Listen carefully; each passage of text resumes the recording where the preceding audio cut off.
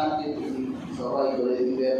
আমার নবী বলেছেন, আমার নবী সাল্লাল্লাহু আলাইহি ওয়াসাল্লাম হলো ইবনুস সাবিহাইন, দুইটা জবাইয়ের তো আমার নবীর দুই বাবাকে জবাই করা হয়েছিল। একজন হলো হযরত ইসমাঈল, আরেকজন হলো আমার নবীর ঔরসজাত পিতা আব্দুল্লাহ। সুবহানাল্লাহ। এই দুইজনকে জবাই করা হয়েছে, আল্লাহই বিধিয়া দিয়েছেন। সুবহানাল্লাহ। আব্দুল মুত্তালিবের স্মরণ হলো,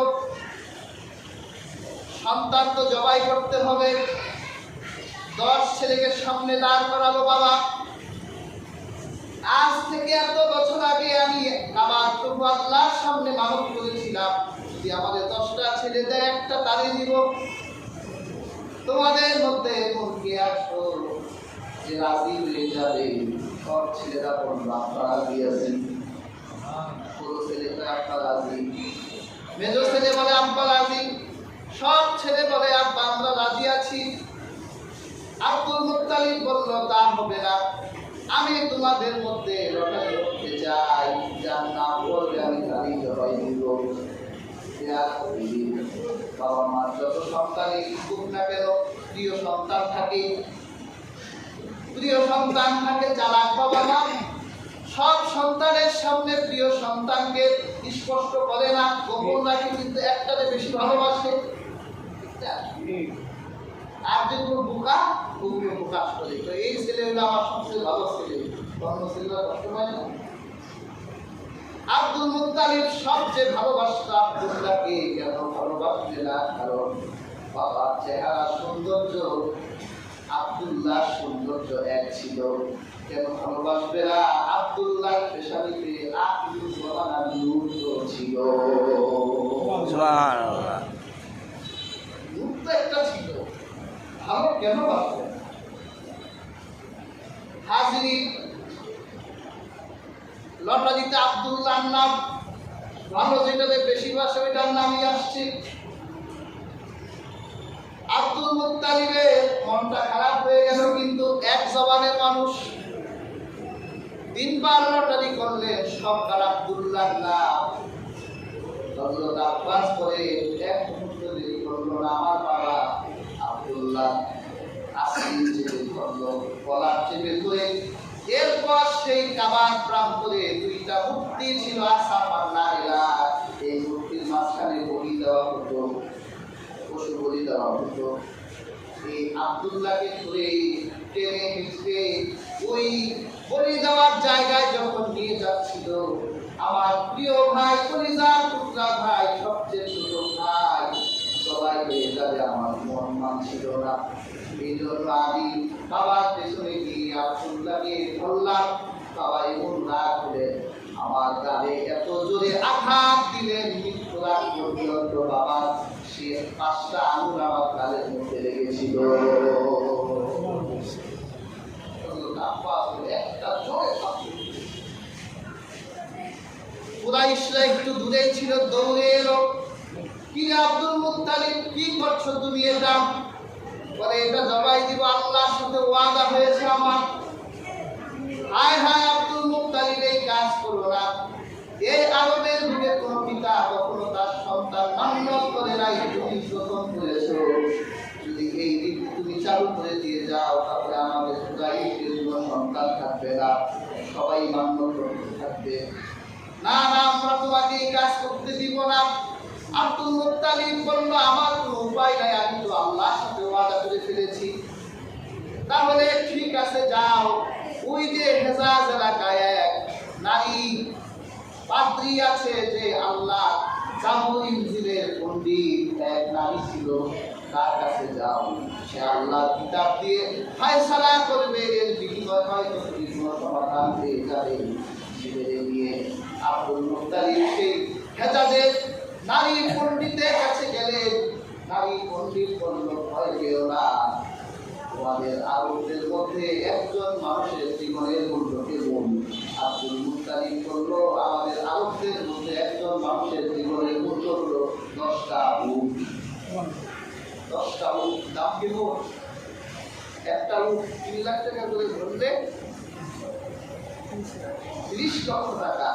তাহলে ইসলামের নিয়ম এইরকম, কোনো মানুষ যদি কোনো মানুষকে হত্যা করে তার জীবনের ফল হচ্ছে 10টি। আপনি 2 লক্ষ টাকা দিয়ে ফায়সালা করবেন আল্লাহর আদালতে, আপনি এর দায় থেকে কখনো মুক্ত করবেন না। ভাই আপনাকে জীবন দিতে হবে, নতুবা তারা রাজি হলে কমপক্ষে 10টা উটের মূল্য দিতে হবে। বেয়াল হাজিরিন বলল আব্দুল মুত্তালিব, তাহলে তুমি যাও তোমার সন্তানকে একদিকে রাখো আর 10টা উট আরেক দিকে রাখো, এরপরে দেখো কয়টা উট তার জীবনের বিনিময় উঠে। আব্দুল মুত্তালিব আব্দুল্লাহকে একদিকে রাখলে 10টা উট রাখলেন, আবার তিনি আরেক দিকে রাখলেন 10টা উট রাখলেন। এইভাবে আব্দুল মুত্তালিব তার সন্তানের জন্য জীবনের ফিদিয়া হিসেবে যখন সন্তানের দিকে 100 উট আরেক দিকে, তখন আব্দুল্লাহর নাম উঠল না, উটের নাম উঠল। তিনি এইভাবে 3বার পরীক্ষা করলেন। এই জন্য আব্দুল্লাহ জীবনের বিনিময়ে আব্দুল মুত্তালিব 300 উট কুরবানি করেছিল।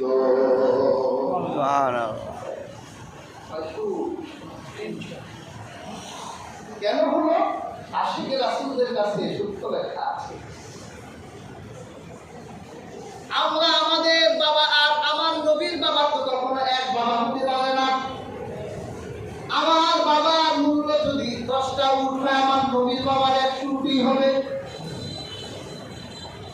300 উট আল্লাহর হাবিবের বাবার জীবনের বিনিময়ে কুরবান করা হলো। এই জন্য একটা প্রবাদ আছে, আল্লাহর হাবিবকে বলা হয় ইসমাঈল ভাই, 2 জবাই পুত্র। এক ইসমাঈলকে জবাই করা হয়েছিল, আল্লাহ রাব্বুল আলামিন জান্নাতের কুরবা দিয়ে সহযোগিতা করেছেন। আর আরেকটা হলো আমার নবী রোজার বাবা আব্দুল্লাহ জবাই হয়েছিল, 300 উটের বিনিময়ে তার জীবন রক্ষা হয়েছে।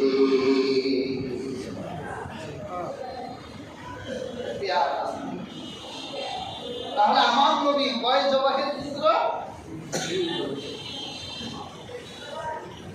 আব্দুল্লাহ পেশানিতে আমার নবী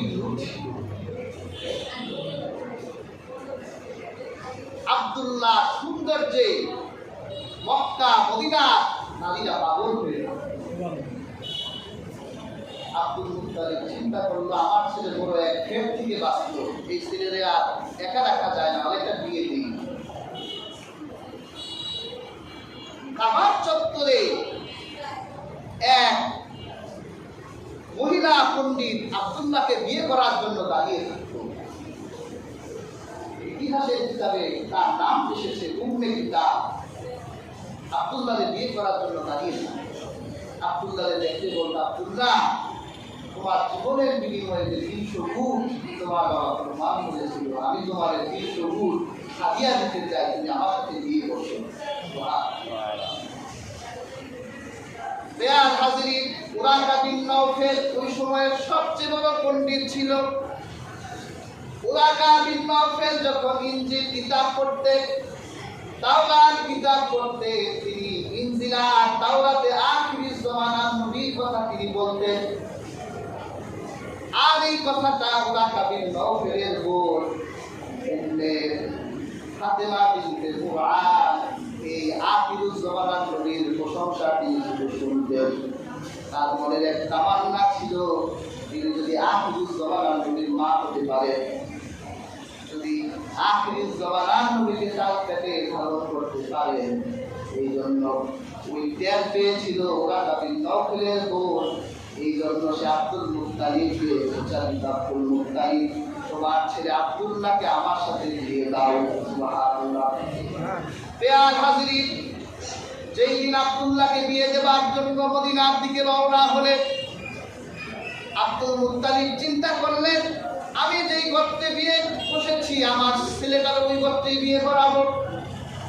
এই জন্য ওহাব চৌধুরীর বাড়ির দিকে রওনা হলেন। তিনি জানতেন ওহাব চৌধুরীর একটা মেয়ে আছে, তার নাম আমেনা, মেয়েটা বড়ই ভালো।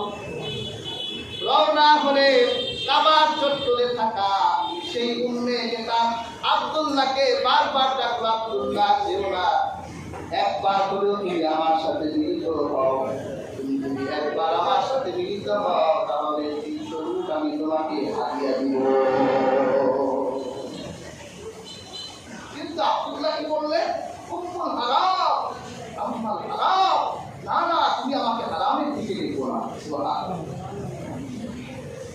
নবীর পিতা জেনা করতে পারে? পেয়ার হাজিরি, মদিনায় যাওয়া হলো। আব্দুল মুত্তালিব আমেনার সাথে আব্দুল্লাহ বিয়ে বসাই দিলেন। প্রথম বছর রজনীতে আল্লাহ পাক আব্দুল্লাহর পেশানি থেকে আল্লাহর হাবিবের নূরটা তার মায়ের দেহে পাঠালেন। কি বরকত পেলেন আমেনা, সেই কথা তো আর হবেই। পেয়ার হাজিরিন, আব্দুল্লাহ নূর তো এখন আমেনার দেহে।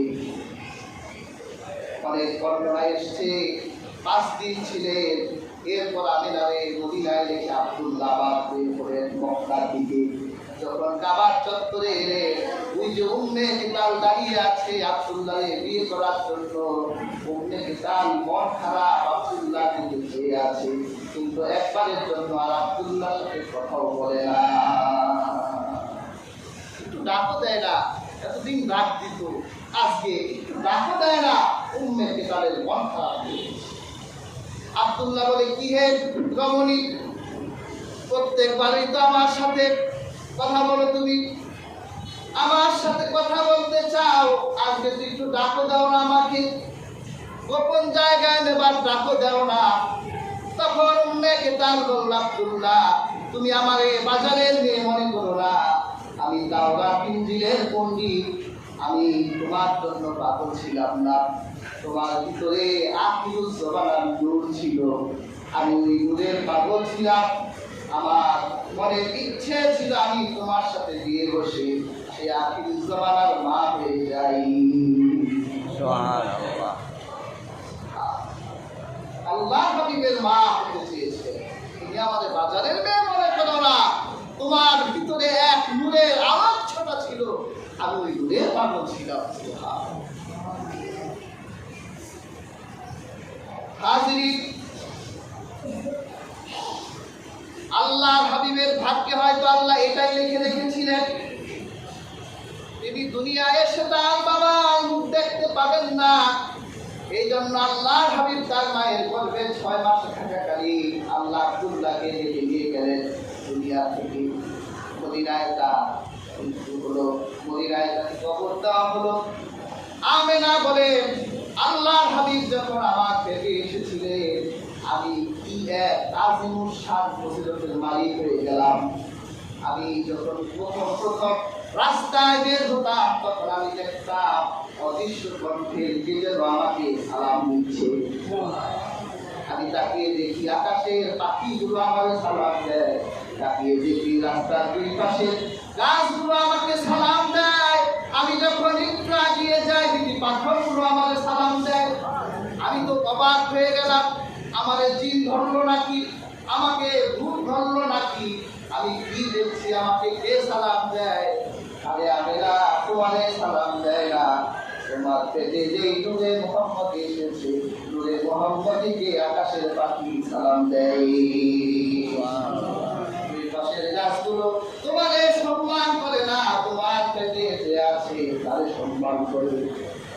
আমেনা বলে, আমি যে রাস্তা দিয়ে হেঁটে যেতাম, ওই রাস্তায় আতরের সুঘ্রাণ ছড়িয়ে যেত। আরবের হেজাবে সিরিয়ার ব্যবসায়ী যারা ছিল, তারা কোনোদিন এত দামি আতর